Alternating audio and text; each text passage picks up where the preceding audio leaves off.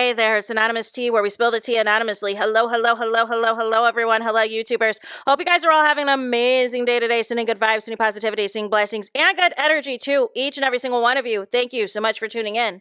So today we're talking Beyond the Gates.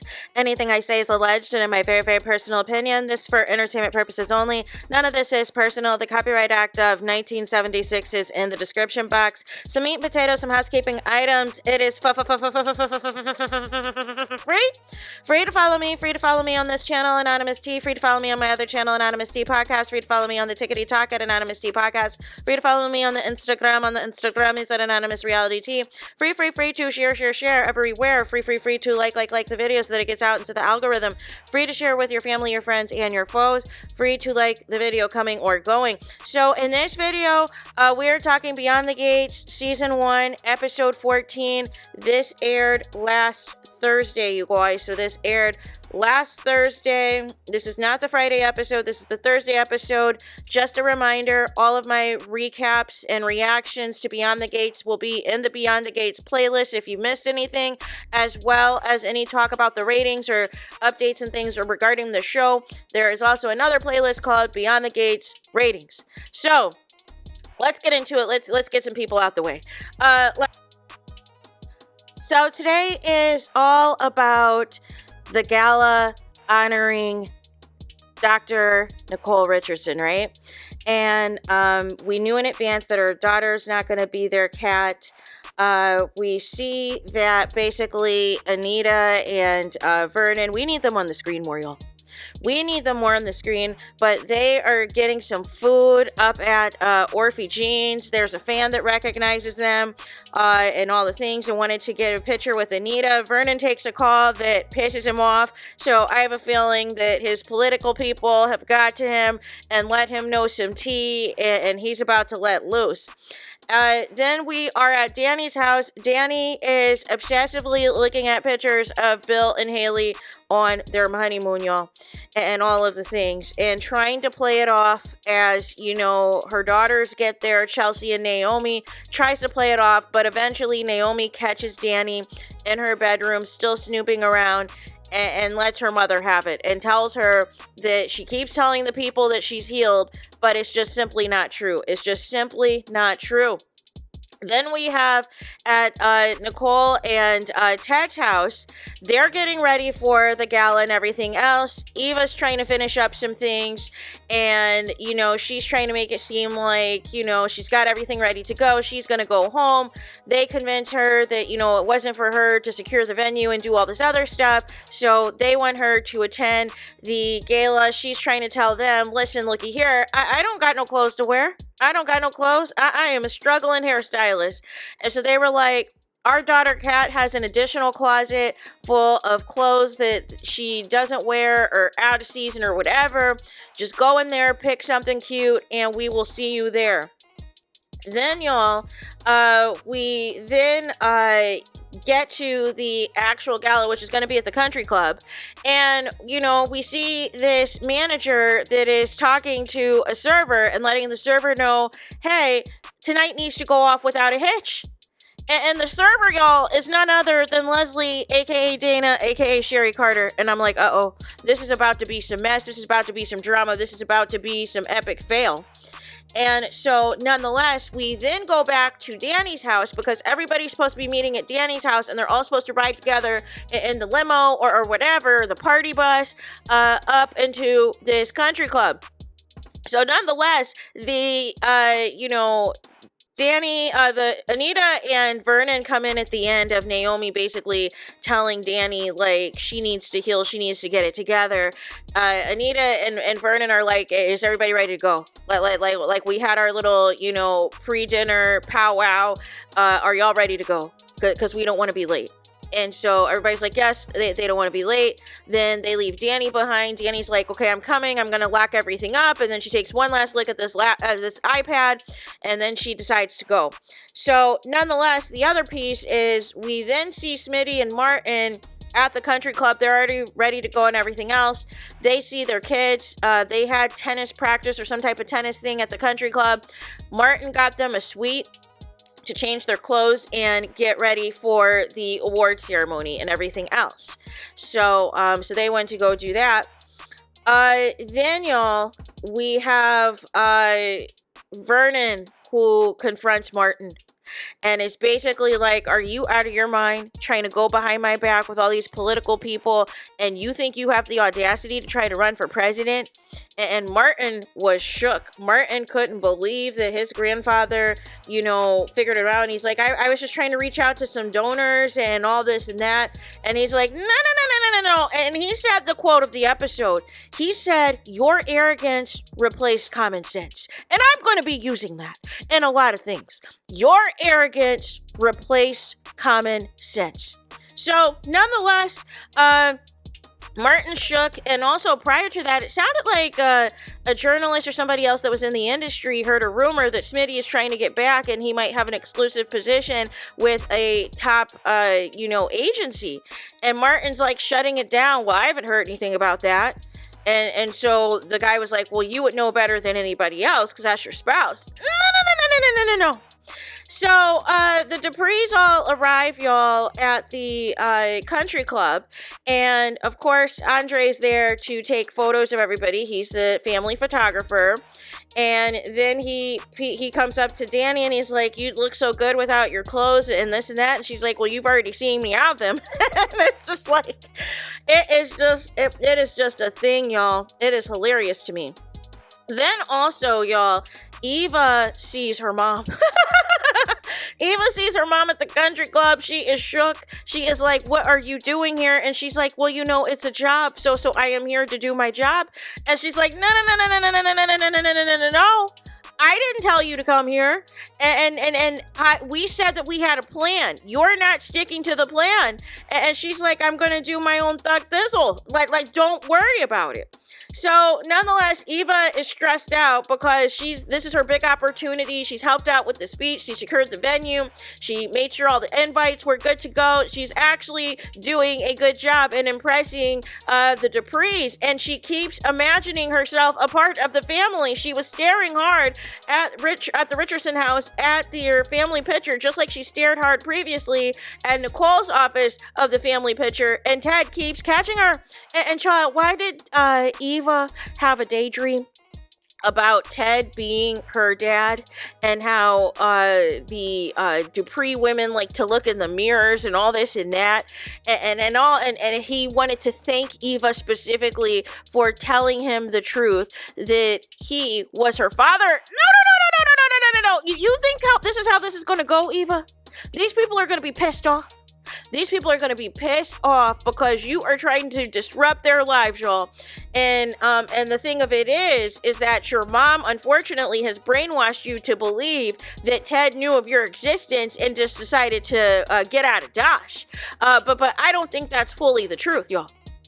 So then, we have a situation where I think they were trying to, Martin was trying to let Sherry know that you need to come serve our family first. You need to give our family drinks first and this and that. And Sherry, she's all, she keeps like pouring these drinks, looking at these drinks, looking like she's up to no good and everything else. And it is just cracking me up. And then her boss lets her know, like, please, serve the Duprees, this and that. Like, please do a good job. We can't have anything tonight, be into no rigmarole, right? So nonetheless, we get into the, right before the gala starts, y'all. Ted spots, he wants to go get a drink for him and Nicole, and he spots Sherry, aka Dana, aka Leslie, and he is pissed off. And Leslie is just loving this. She loves the attention, because before, in the other episode, she was calling him Teddy Bear. This week, she's calling him Teddy Boy. She loves that she gets him pissed off. And he's like, I thought I told you to stay away from my wife and everything else. And she don't care. She does not care because she is going to do whatever she feels like doing. So, nonetheless, the gala gets started, y'all. And, one other thing before I keep saying it keeps started. It's not getting started yet because we meet a new character. We meet a new character that is Ted Richardson's plastic surgery colleague, and that is Robert Christopher Riley is how I know him. So he played on Hit the Floor, and he's also played on these Passion Flicks movies as well, and also Dynasty, even though the Dynasty reboot I never watched. But that's who he is. He is fine. I don't know who he's going to be. I don't know if he's going to be Eva's daddy. I don't know if he's going to be Danny's another love interest for her. I don't know. But hopefully he's on the screen more often and more of it. I am here for all of it.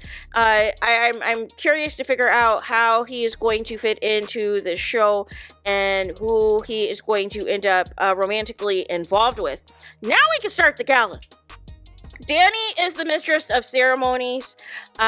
She is speaking about her sister, this and that. They do a presentation of the video that Andre put together about the history of the couple being together and all of these things, y'all.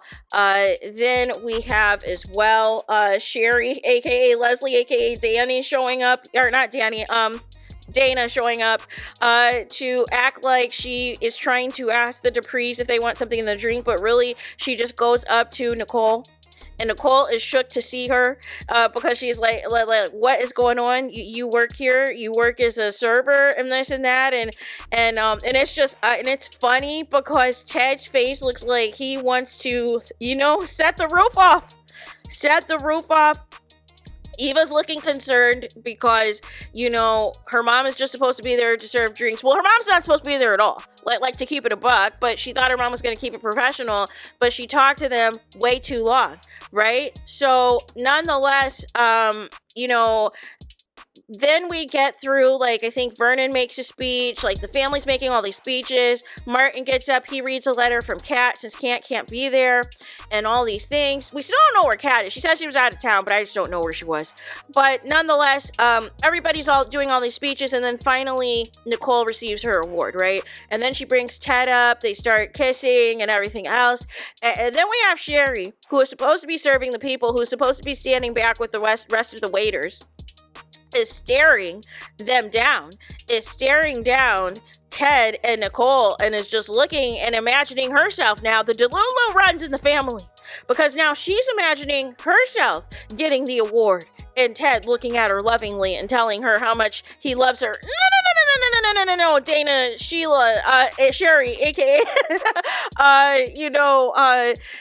stop it, Leslie, stop the nonsense. So, nonetheless, somebody told something, and I'm pretty sure 9 times out of 10 it was Eva. Somebody, after the presentation and everything else, it looks like after, Ted and Nicole are having a moment, Sherry's trying to charge the stage is what it looked like.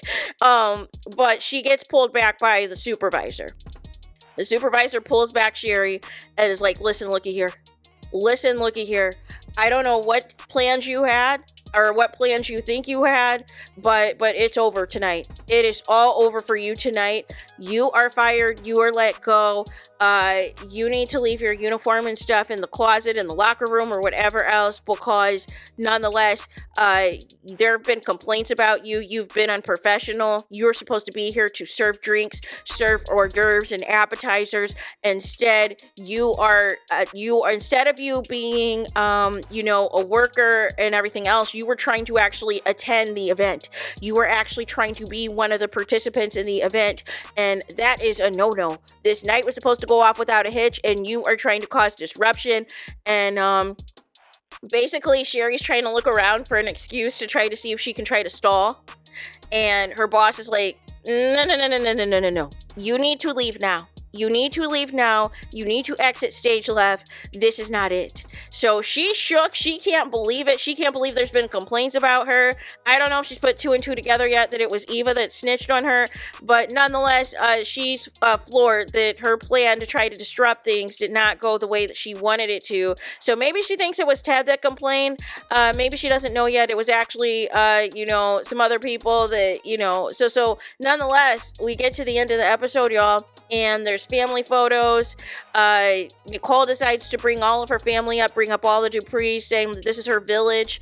This is, her family. It wouldn't be possible without them. they're all taking photos and everything else. Some other guy comes in to take photos since Andre needs to obviously be in the picture. So then, you guys, the boss comes back. And the boss who was in charge of Sherry comes and tells Eva, he was like, listen, thank you so much for reporting her. Thank you so much for letting us know that she was causing disruption and she was, not doing her job. He was like, I've had her removed and everything else. So we're all good, right? And you're asking yourself, well, how would he know to report to Eva? Well, Eva made it known that she is Nicole's assistant. And so she is the one that put everything together. So basically, if anything goes awry, you need to let her know. So Eva, is feeling good that she got her mom kicked out, but then I think reality also sets in that she got her mom kicked out. But nonetheless, there's that. That is that episode. This episode was hilarious. This episode was hilarious. I appreciated Vernon cussing out Martin because Martin is full of delusions of grandeur and needs to be sat down somewhere. So I was here for it. I enjoyed all of that. And I was here for the gala. I just loved how beautiful everybody looked and, and honoring, Nicole Richardson. Everybody was dressed like they were going to the NAACP Image Awards. They were dressed like it was like a real award show, like a real gala, that sort of thing. So everybody looked top notch. Everyone's makeup, everybody's skin was glowing. Oh my gosh. Anita, the actress, she is so gorgeous, y'all. She is so gorgeous and she is making gray hair pop. Gray hair look flawless and beautiful, you guys. So nonetheless, I am here for it all. I am enjoying it all. I thought everybody was funny this episode and it was a lot of good times. We got to figure out something about this Danny situation, y'all, that I'm going to talk about more in my next video. But other than that, that's the episode. Let me know your thoughts in the comments. Please do not forget to like, comment, and subscribe. Hit the notification bell so you're notified the moment I post new content on my channel. And with that being said, I'll talk to you guys again very soon.